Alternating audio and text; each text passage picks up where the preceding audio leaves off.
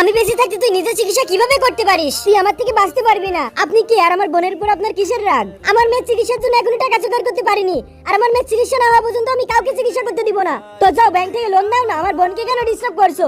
তাড়াতাড়ি এখান থেকে চলে যাও, নয়তো আমি পুলিশকে ডাকবো। মাফ করুন আন্টি, এই নিন আপনার মেয়ের চিকিৎসার জন্য কিছু টাকা, আর আমার বোন যা করেছে ওকে ক্ষমা করে দিন। আপু তুমি এই মহিলাকে টাকা কেন দিলে? আমি তোমাকে কতবার বলেছি বাইরে যে ঝগড়া করবা না। কিছুদিন আমি একটা নিউজে দেখছিলাম একটা মেয়ে ট্যাক্সিওয়ালার সাথে ঝগড়া করে, তোমার জন্য আমার পৌঁছাতে লেট হয়ে গেছে, এখন আমি তোমাকে 0 স্টার রেটিং দিব। এরপর ওই ড্রাইভারটা মহিলার উপর প্রতিশোধ নেয়। এবার দেখছি আমি তুমি আমার কমপ্লেন কিভাবে করো। ঠিক তেমনই একটা মেয়ে ফেরিওয়ালার সাথে 30 টাকার জন্য ঝগড়া করে। 30 টাকায় মাত্র এই কয়টা পেঁয়াজ, যাও তোমার থেকে আমি পেঁয়াজই কিনবো না। এরপরে ফেরিওয়ালার রাগ হয় আর চাকু দিয়ে মেয়েটাকে আঘাত করে। ঠিক তেমনই আমাদের বাসায় যারা আছে তাদেরকে অপমান করা উচিত না। কে জানি কার মনে কত আঘাত লাগে। তোমার কি খেয়ে দে কাম নাই, সারাদিন এই ফালতু কোম্পানির প্রচার করতে আসো? সকালে তুই আমার অনেক অপমান করছিলি তাই না, এবার তোকে কে বাঁচাবে? আরে কে তুমি, তাড়াতাড়ি ভাগো। কে জানে কার মাথায় কি চলছে, এজন্য কে কখনো কারোর সাথে অযথা তর্ক করবা না, সবসময় সাবধানে থাকবা।